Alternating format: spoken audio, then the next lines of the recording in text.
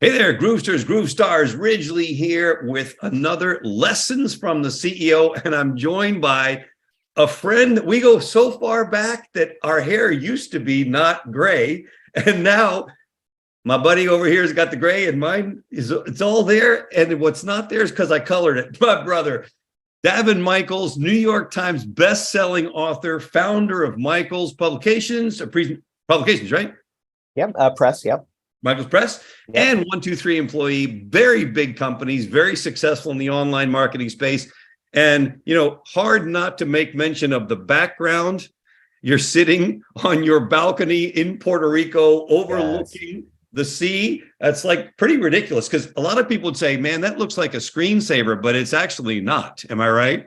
Yeah, I'll show you something neat too. So I live in Puerto Rico, obviously, we said that. And we have the oldest city in the nation here, which is Old San Juan, right? And a piece of Old San Juan is the fort. And I don't know, can you see it down there? Tilt up a little bit, tilt up a little bit. A little further, a little more up there. Yep, there it is. Yeah. So that is the oldest structure in the nation, oldest structure in the US. And yet you're sitting on a modern balcony overlooking the sea. I kind of like your vibe. Yeah, absolutely. I dig it. I mean, it's just beautiful. We've lived here 5 years now, and we're Puerto Ricos now. We love it. Well, Daven, you go way back, man. You have an unbelievable storied career. Before we jump into recent successes, take us back a little bit. How did your entrepreneurial journey begin? Give us a little bit of your history. Sure. Well, I started my business when I was 15, and I graduated high school when I was like 16. Not because I was smart, but because I was just driven. I just was eager to start my business. I didn't like high school. I was eager to start my business. I did go to college for a little bit. I dropped out after a year, but did some really cool stuff there, which was kind of interesting. But my first business, I designed clothing for music groups. This was in the early 80s. My bands had nothing going on. Most were playing their garage. And then an amazing thing happened. MTV came on the air, changed the face of music, changed my life. I was working with bands that had nothing going on. Most were playing their garage, like I said. And within a short amount of time, most of my bands had record deals. And then within about a year, they were selling millions of albums. I mean, we rode that wave. And I remember we started with small venues like 600 people and 1,000 and 2,500, 5,000, 10,000, 25,000, 50,000, and all within the span of about a year. So, stadiums. And I found myself working with some of the biggest bands of the 80s and 90s, Prince, Madonna, Cyndi Lauper, Thompson Twins, lots of bands. And that was super fun. I enjoyed it. And then my next business was not as glamorous. I had a telecommunications company. Very humble beginnings, but 5 years later, we were in 60 cities across the US, sold to a public company, took back stock in that company. And then that company, half the company got bought out. And that moment in time changed my entire life. From there, I became the biggest EDM event producer in the US, would throw parties for 15 to 20,000 people a night. I had to like to be on my guest list. And because of that built-in fan base, I had a short career as a recording artist, pretty long career as a music and television producer, produced music and television for about 15 years. And then one day I had a publishing deal in Asia. And so that brought me to that side of the world. We opened up a little shop to do some call center services for our own business. And that was very turbulent. It was very early on. The tech wasn't really there. We failed a few times. And then one day I was like, why don't we offer this as a service? And we started 123 Employee. The original name 123 Employee wasn't even 123 Employee. I can't remember what the original name was, but very early on, well, there was a conflict. Somebody else had the name. And so we quickly changed it. And we started off with about 10 employees. And last year we had over 1,000. And then we merged with a big conglomerate that now has about 6,000 employees. And a lot of that was actually thanks to online. So I'll kind of explain how that happens. So I always say that you can always tell who the pioneers are because they're the ones with the arrows in their back. And a lot of people think that there's a home court advantage to, being first to market. There are some advantages, but I think there's way more disadvantages at being first to market. And we were literally first to market. There was our company and one other company that was doing this. And we were just so early. Entrepreneurs needed outsourcing services. They needed virtual assistants. but they didn't want it because they didn't know it existed for them. Larger companies were already doing it, American Express and what have you, but small businesses were not. Now, so at the same time, we didn't have a market, but also the people that did know about us, we had a lot of haters too. Because we were a US company doing business in the Philippines. Back then, outsourcing was considered un-American. Today, it's no big deal. You source your goods and services from wherever it makes sense. But back then, it was not cool with a lot of people. We would get hate mail and hate calls a few times a day. F you, F you, F you, we're going to burn your building down. It was not cool. And nobody knew about it. So it was not good at all. So early on, I realized that there wasn't a market yet, and we had to kind of carve one out for ourselves. So I adopted an educational model. And I started writing books, which we'll talk more about today. Today, my 10th book is in the bookstores, eventually became a New York Times bestseller. I started creating info products. I started speaking on stages. We started doing our events globally, Australia, US, Europe, Asia, New Zealand. We started doing webinars, and we began educating our prospects and turning them into clients. And that's a methodology we still use today in all of our businesses. We've kind of branched out into a lot of different spaces. And it was all because we sort of took that online approach. And originally, there's been several tipping points in my business, but probably the number one tipping point was when I went from marketing to one to marketing to many. So many businesses market one-to-one, but when I started writing the book, 100,000 people would read that book over time. If I did a webinar, there'd be 100 or hundreds of people on that webinar. If I spoke on a stage, there'd be hundreds or thousands of people on that stage. If I had my own event, there'd be hundreds of people in the room. And every time I open my mouth, I'm speaking to lots of people. And that grew our business exponentially. That was certainly the biggest tipping point in our business. Well, let me ask you, go back a little bit. I mean, I can see the through line, right? We can see the through line of Daven the performer to Daven the manager to back to being on stage as the performer. There's a through line there of doing both sides. I'm glad you said that because I am a performer. I love it. I'm a producer. I'm a performer. I love doing that. That's what juices me and excites me. And when I started 123 Employee, it certainly was not glamorous. But what I do is I take my personality with me in my businesses. And so what happened was early on, I started speaking on stages and I got to get that entertainment out of me. And you're the same way. I mean, both you and I, excuse me, we're not just speakers, but we're accomplished speakers because we've invested in our craft. We're considered to be, top of our game when it comes to speaking because we put in the hours and the work, right? And we love it. We're passionate about it. So for me, I was able to get that entertainment side out of me. But what was really cool too is that we built a brand with 123 Employee. And, you build a brand for the obvious reasons, right? You want people to think of you. Like I always think that, when entrepreneurs think about outsourcing, I like to think they think about 123 Employee. We built a great brand. But there were a lot of benefits that came from creating that brand that we didn't necessarily account for. So I'll give you a couple of examples. So one was, we built an audience of hundreds and hundreds of thousands of stark raving fan 123 Employee followers. Many of them were clients, not all of them were. How did we do that? Well, we did that by creating education, free education, paid education, and people will learn how to become more effective bosses, better leaders, better outsourcers. And we grew this massive fan base of happy people that loved us. And if you think about the outsourcing business, it's a highly commoditized business. You're just looking to save money and have higher productivity. That's it. That's the end of it. But we built this fun brand. And so what would happen is a couple of things. One is we do regular QA with our clients to ask them if they're happy. And I'm in the people business. We'll never have a perfect model, right? People are fallible. They'll make mistakes. So we'll ask each month, are you happy with your service? And we'll either hear, yes, I'm happy. To B, I'm neutral, or C, I'm unhappy. But unhappy would always be followed with, but we love you guys, or we love 123 Employee, we love Daven. And quite often they would think, well, maybe they were being a bad boss as opposed to us being a bad, employee. And quite often they were right, to be honest with you. You have to, it takes some effort and some knowledge to manage people well, right? And so it allowed us to have a much stickier product. We had a much higher retention. But another thing happened as well. When we went to our merger, we really, if you can build a brand, you can get such a higher multiple. And the reason why is because, like, as I said, this is a very highly commoditized business, but we were certainly not the least expensive, not by any means. We were kind of like mid-high, and people would pay us that all day long because of our knowledge and our, and what we can do and what we can deliver and the brand that we created.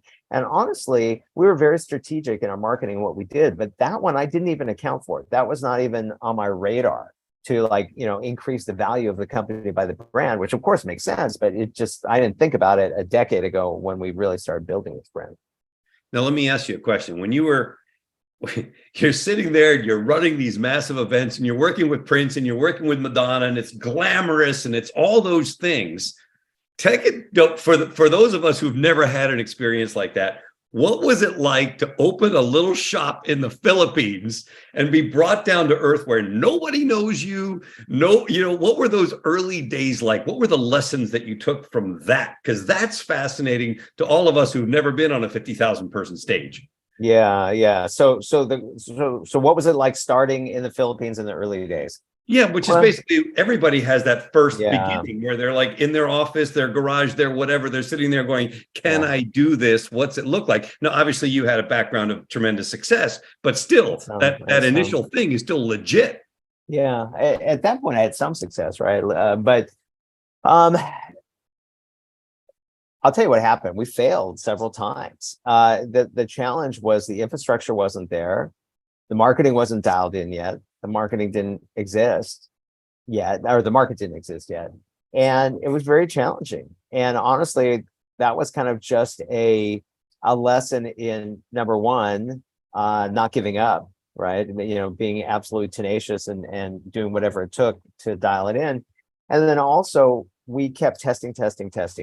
So we try things out and, throw some traffic at it and work at it and see what delivered. And over time, we were able to create that educational model that grew the business. But in the early days, it was very challenging, and it was just all about having a belief that we could pull it off, and that the market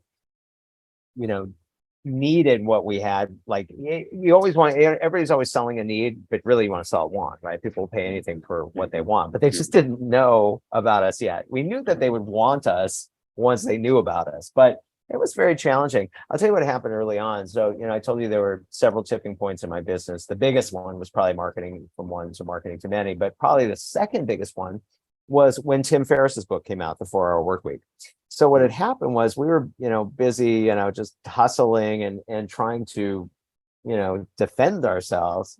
And then the 4-Hour Workweek came out, and it was such a game-changing book. We all of a sudden became the belle of the ball, like overnight. It was like the coolest thing ever. The hate mail stopped coming, and everybody wanted to work with us.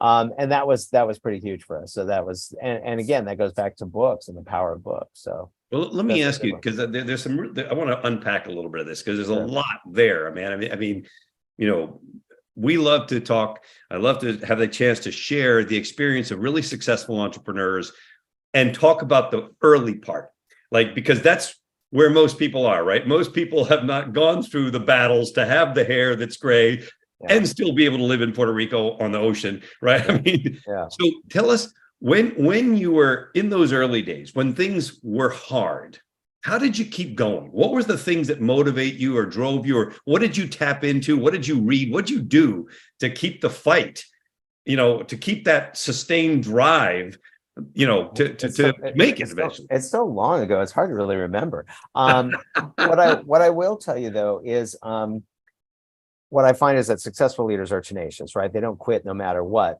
But I find that to do that, you sometimes have to trick yourself, or you have to play games with yourself to make that happen. I'm not impervious to feeling overwhelmed. And excuse me, when things get really heavy on me, I'm not good at functioning in overwhelm. But I know myself well enough. I know that if I leave the task, if I just stop because I'm not really getting anywhere, and I take a day away, maybe the evening or a day, what happens for me is my subconscious works on the challenge, works on the problems, and within a day or two, I start coming up with the solutions. Either that, or my team does. So for me, I have to step away when I'm in overwhelm. So for me, I guess it's two things. One is being absolutely tenacious, right? You can't quit no matter what, but realizing that I do have limitations. So when I get in over my head, I need a break. I need a break. And then my subconscious will work on figuring out the solution during that break time. And to talk to me about a little bit about the tipping point concept, because I think if there's ever something that an entrepreneur needs, it's to have some level of confidence, poor memory, underdeveloped sense of fear, whatever that is, to keep going, knowing there will be a tipping point. What was that psychologically for you, or how was that, if you can recall at all? It's funny. That's the one thing I've always had. I'm certainly not the smartest guy in the room. Like I said, I'm a college dropout.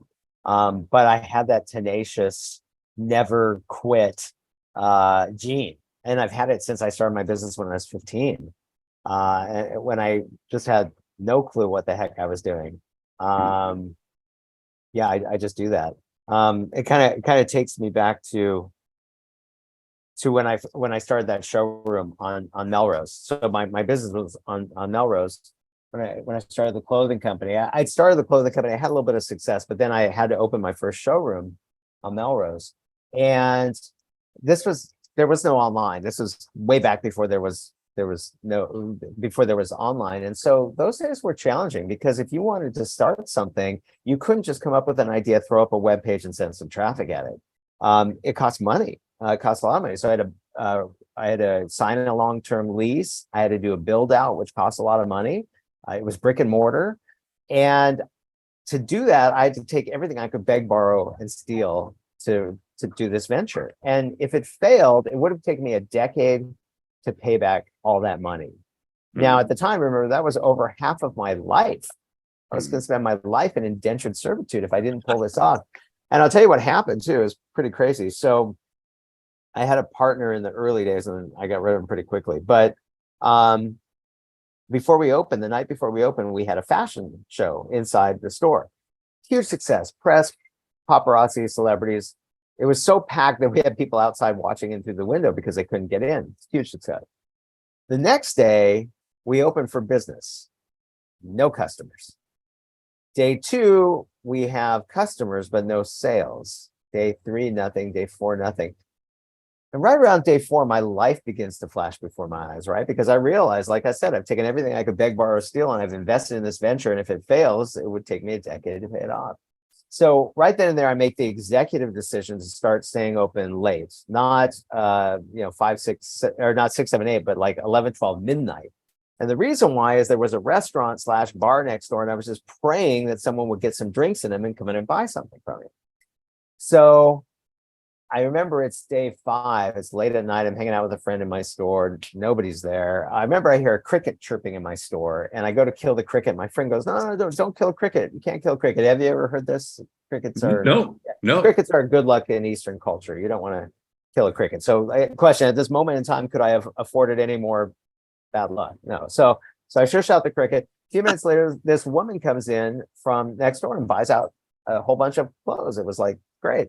The next morning, Jack Nicholson comes in and buys out the other half of the store, and I'm in business. And that was really, it was really Jack Nicholson that kind of started the whole thing. He was going to the Purple Rain concert, and he was in the Purple Circle, and he bought clothes for all his friends. And that was how it got started. But, I just don't give up. You know, there's light at the end of the tunnel. The only people that fail are the ones that actually stop, the ones that give up. I mean, if you keep moving forward, eventually you'll dial it in. Eventually you'll figure it out. Talk to us a little bit about what you said also about testing. We tried this, we tried the other thing, because I think a lot of young entrepreneurs getting started, especially in the online space, are not clear about how necessary it is to just try something, test it. And it's okay if you fail once or twice, as long as you keep going. Yeah, no, absolutely. So there's kind of 2 types of testing, right? So there's, testing in the real world and what have you, which we do a lot of that, testing different things, concepts, books, ideas, events, this, that, traffic sources, what have you. And then of course there's online testing. And when we're talking about that, we're talking about split testing or multivariant testing. So we're testing everything. We're testing headlines. We're testing colors. We're testing copy. we're testing offers, we're testing price points. And in the online space, it's critical because that's really where all the gold is. You might test a new headline that 3x's, gives you a 300% increase. And that's dramatic. That's dramatic. So we're always split testing something. There's always something that we're split testing. And it's critical if you're doing online marketing. And there's plenty of funnels for that. Google has their tools. A lot of people use ClickFunnels. There's plenty of resources for split testing platforms. Give us a sense of, I love to ask this question. Remember, no, maybe not the day the store opened and the early days in the Philippines, but when you had something that appeared on the surface to be a catastrophic situation, something went way south, and what did you take away from it? What did you learn from that? How did that help you move forward? Yeah, sure. And I'll also remind me too, I want to talk a little bit about affiliate marketing too, because if somebody's starting a business, it's the best way to grow a business. So we'll chat about that also. So probably one of the worst things that ever happened to me, it was so crazy. So our company, at first it was like this, and then it really took off. We had a crazy growth spurt. And right around that time, we kind of hit our highest revenue numbers ever. And I was approached by somebody that I knew for a while, but he said, "Hey, I'm a business consultant, and if you want to team up, I can help you take your business to the next level." And I really liked him. We definitely had a bromance. He was an amazing guy, and he really cared about me and my business, and I cared about him as well. And he had great ideas and bad ideas. So what happened was, he had an idea, a couple of ideas that turned out to be catastrophic. So what happened initially is we brought him on. We brought on a pretty big sales team. And then we opened a consulting division that we had planned to open years later. But because we ended up getting one person that came in through our employment efforts that was so knowledgeable, that we decided to fast track our consulting program. And our numbers went through the roof. It was insane. And so much of it was actually driven by that one person that we brought on. It's that whole Pareto's principle thing, right? 99 or one person 80-20. will, Yeah, 80-20, exactly. Yeah. Or even 90-10, right? So our numbers went through the roof, but he had this idea that why don't we take all of our customer service calls and let's route them through our sales team to just determine if there's a sales opportunity before moving them on to customer service. Sounds good on paper, right? Sounds good on paper. Like, hey, I'm calling about XYZ. Hey, no problem. I'm going to call you or transfer you to customer service. Real quickly, though, do you mind if I just ask you a couple questions about your business? Make sure we're serving you in the best way. Yeah, sure. Okay. Hey, based on what you told me, I think we may have some opportunities to increase revenue for you. Do you mind if I just follow back with you, next week or whatever? Yeah, okay, sure. And then off to customer service. Sounds good on paper. The challenge with that is the sales team doesn't care about anything except sales, right? They don't care about the customer experience. They care about sales. So they might push too hard in that call. And also, once they determine there's no sales opportunity, maybe they don't care. You know what I mean? Right. They want to get to the next call. Exactly. So what happens? So our revenue numbers are going crazy. In the meantime, we are losing customers. We're losing our old customers that have been with us forever, our real solid base. We're getting lots of new customers, losing our old, great customers. And we didn't realize it because we're looking at revenue numbers going up, up, up, up, up. Okay. So you think, hey, you're just growing, but we weren't looking at the customer counts, right? And the attrition. So that was a huge mistake, but then it got even worse. So, we're a merchant-driven business, right? So 90% of our revenue comes in through our merchant providers, through credit cards. So now all of a sudden we have a 1% chargeback rate. Okay. We almost had a negligible, almost zero chargeback rate. And back then PayPal was our processor. So not that we were using PayPal, but PayPal processed the credit cards, right? So we hit 1%. I was like, oh, that's not good. And then we hit 2%. And I started telling my partner, my compadre here, I said, look, we're going to have problems if we don't get this under control. Then it hits 3%. And I'm like, oh my gosh, we're in trouble. I'm like, you've got to get this under control. 4%. We have to get this under control. 5%. Phone rings, right? 5% phone rings, PayPal. It was my rep at PayPal. Hey, the risk team wants to talk to you. So I get on the phone with the risk team. And they go, look, we would have just canceled your account, but you have this great relationship with your PayPal rep. And so we figured we'd jump on a call with you. So I explained to him, hey, we're getting it under control. Here's what we've done, this, that. Okay, no problem. We're going to put you on a 30-day rolling reserve, 20% reserve. So I'm like, 20% is my profit margin. Like, I can't run a business unprofitably. They go, okay, we can appreciate that. We'll do 10% 90-day rolling reserve, which was crappy, but I took it. Better than 20%. So we did that. And finally, I could not reel him back in. I couldn't get him to see what he wasn't able to see. He was great at sales, but not good at customer service. And we're a very customer service centric business, or at least we were before that happened. And so finally, we had to part ways. And he really, really got us into a financial bind. It started off looking so great, but then it was bad. And I was literally in shock. How had we had such great success for so many years, and now all of a sudden we're at this precipice, like this inflection point, like where we've got a major problem. Like we're in a shaky position as a company.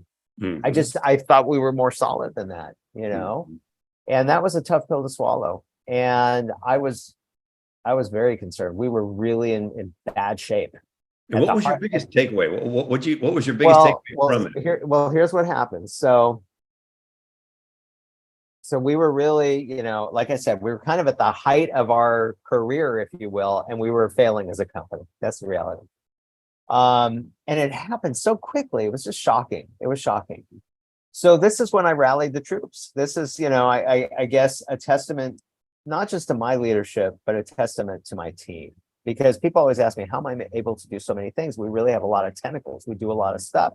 It's not me, it's my team. We have a great team. Now, it takes a great leader to have a great team, but I have a great team, period, whether I'm a good leader or not. There are days when I'm not.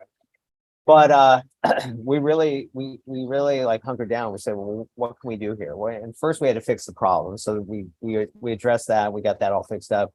But then we needed capital. So we decided to do a launch. We developed some software that was integrated into our outsourcing services. Every few years, we would do a big launch, usually a software launch, but it always back-ended our services.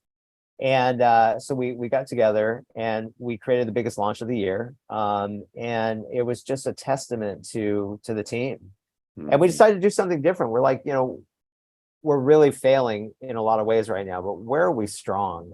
And we have a really great webinar game. And so we did the very first webinar launch. Nobody had ever done anything like this before. It wasn't your typical, everyone was doing PLF launches back then at the time, product launch formula. And we did a webinar launch. We used automation and we did hundreds of webinars in like a very short period of time. And we crushed it. And it brought the company back. Yeah. Congratulations, man. That's so cool. And it is the entrepreneurial story, right? You're in deep doo-doo and you're like, okay, what do I got to do here? So I always used to think that like I have this incredible entrepreneur story, but having traveled all over the globe, meeting more entrepreneurs just like you and I realized all entrepreneurs have a story, right? And probably many of them, right? And they're all fascinating, crazy stories. So, and I know you mentioned earlier, obviously the stick-to-itiveness and the tenacity, et cetera. What would be one other quality that you would say entrepreneurs really need to develop to be successful besides that never give up spirit? Yeah. Don't be a micromanager. So you have to, there's a lot of entrepreneur perfectionists and they micromanage everything.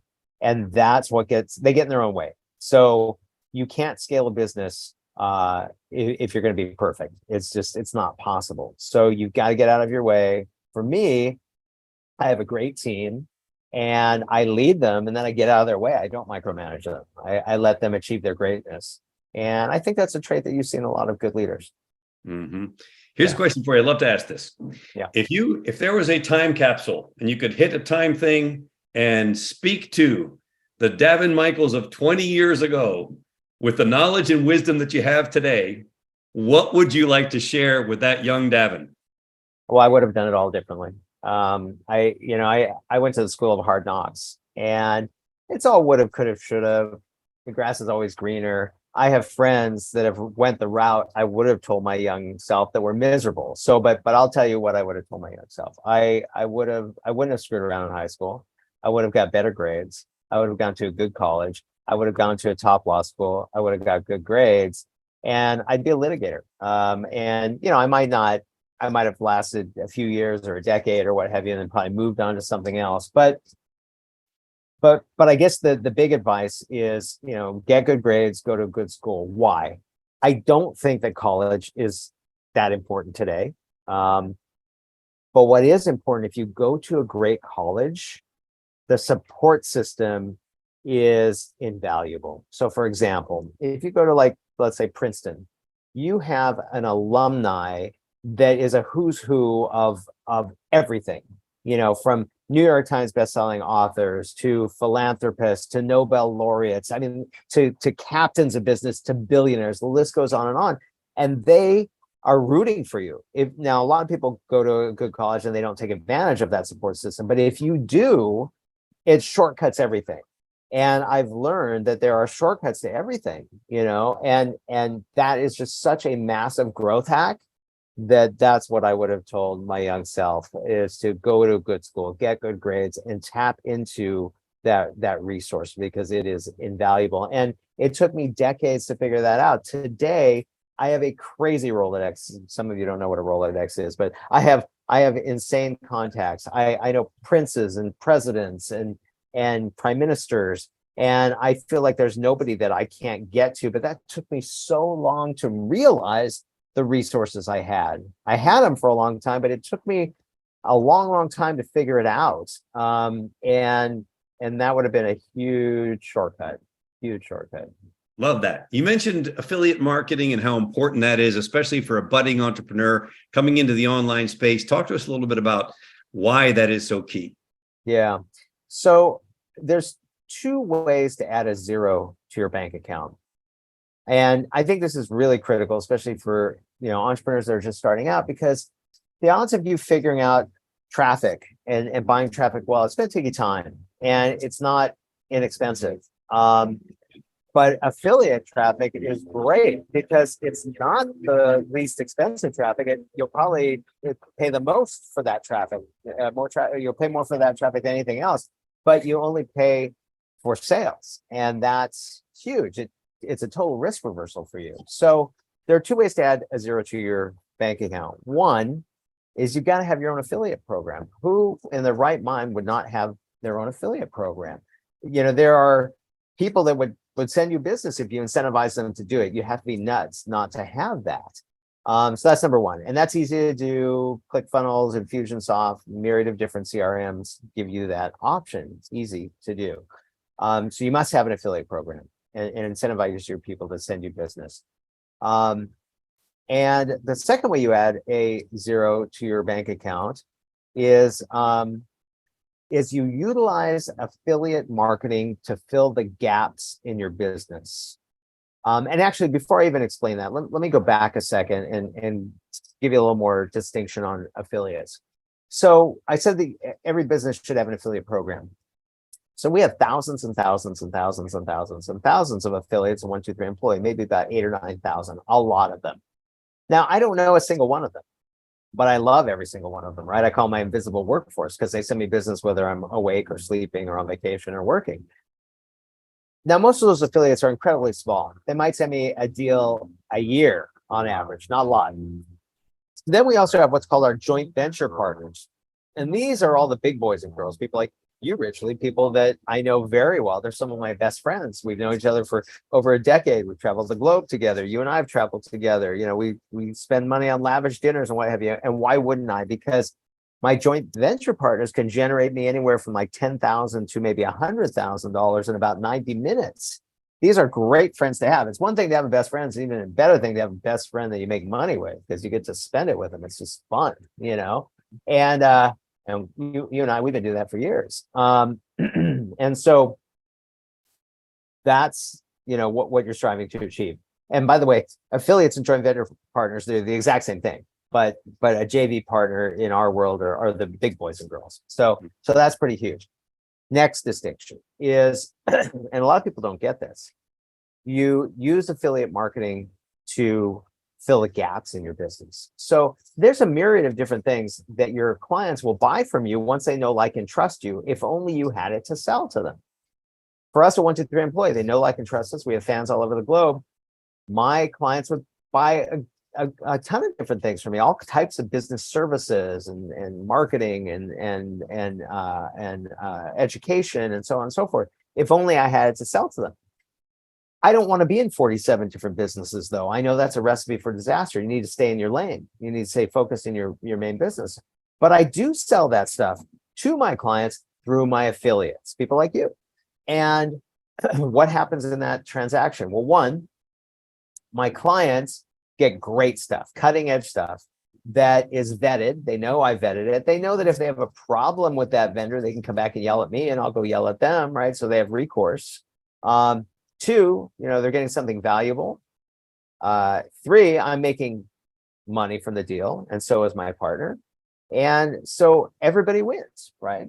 And so you use affiliate marketing to fill the gaps in your business. And what happens is, when you do these things, you're making way more money than your competition, and you can outmarket them, you can outsmart them, you can outstrategy them, and then you put them out of business and you buy them for 10 cents on the dollar.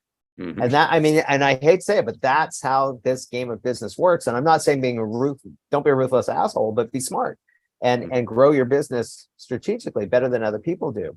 And I'll tell you something kind of funny. So we were doing affiliate marketing for years.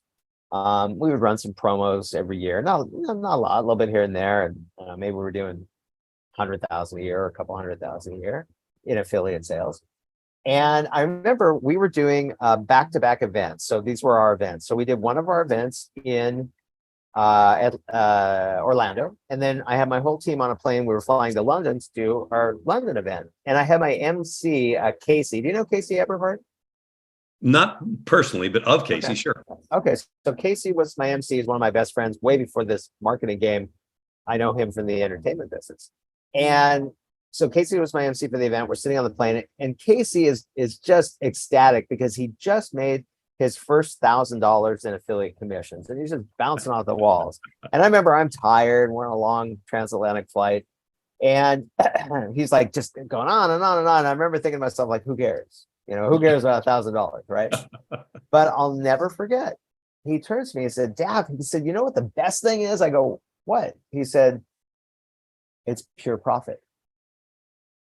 And when he said that, my light bulb went on, right? Because in my business, if I want to make, let's say, $1 million, sorry, if I want to profit a couple $100,000, let's say, I need to generate $1 million in business, because on a good day, I have a 20% profit margin, which is, you know, pretty common. But in affiliate marketing, if I want to generate 200,000 in profit, how much do I have to generate? A couple 100,000 in sales. 200,000 in sales, right? It's, well, I mean, of course, there's affiliate commissions, but what I'm saying, whatever gets paid to me, Pure profit. Yeah. Pure profit. And that's when my light bulb went on. And that's when we really started focusing on our affiliates. And that opened up another income channel in our business. Totally smart, and super smart for everybody out there to pay attention to. Big So time. One of the things we talk about so much, and you and I have had this conversation many times, is the power of ongoing development, personal growth, personal development, paying attention, you know, sharpening your sword, all of that. Yeah. So what would be Daven Michaels' top Give me, some of your top 3 resource recommendations, books. What would that be that you would say to somebody, hey man, this is something you really want to check out along your journey? Okay. Landmark Forum. Have you done the forum? I've done something very similar. Okay. It wasn't LifeSpring, was it? No, I did The business Quadrinity. one, right? I did Okay. Quadrinity. Is that a business one? No, it's a super intense personal growth, like 9 days kind of craziness. Wow, that is Yeah. intense. Yeah. So these programs, EST was the originator, Psi Systems, etc. These are like the hardcore programs. For Landmark Forum, it's 2.5 days, and it's not fun, and it's not pretty, and it's long, and it's cumbersome, but the net result is awesomeness. So that's a good one. That allows you to kind of put the past behind you and kind of start with a clean slate. I have to tell you, these days I don't focus on my personal development as much as I should. And I appreciate you reminding me that I need to spend more time on that, because when I look back at my career, I realize how much further I could have been had I changed my belief system decades before. But I just didn't have the resources. I didn't have the knowledge. I didn't have the acumen. At the end of the day, it's your beliefs that hold you back. You're capable of so much more than you think you are. Everybody is, no matter how accomplished you are. Also, I'm a huge Tony fan. So I'm a huge Tony Robbins fan. Love Tony. I do go back and revisit some Tony technology every few years, whatever that might be. Whether it's going to a UPW or reading his latest book or going through Personal Power, going through one of his programs. It's like a shot in the arm. And Tony is like Forum, but a prettier version, right? It's a lot more palatable and inspiring and enjoyable. I try to journal, probably not as much as I should, and those are my top 3 resources. Awesome. Well, as we're sort of wrapping up today, if you were going to share last words of wisdom from Daven Michaels, consummate entrepreneur, liver of life in a large way, right? A guy who lives large. Yeah. What would you want to say to the young budding entrepreneur, up and coming? What words would you want to leave them as they continue down their path? Yeah, pick one thing, stay in your lane. The power of focus is immeasurable. So stay focused on your task. Entrepreneurs have bright, shiny objects and they're all over the place. Stay in your lane, stay focused, and then just keep tweaking, and be tenacious and don't quit. Daven Michaels, thank you so very much for your time, my brother, my friend, my mentor. Very much appreciate you on behalf of all of us. Dude, you the man, and I'm pretty much sure that everybody kind of wants to be hanging out on that balcony where you're hanging out right now. Thank you, brother. So much appreciated. Appreciate you. Thank you.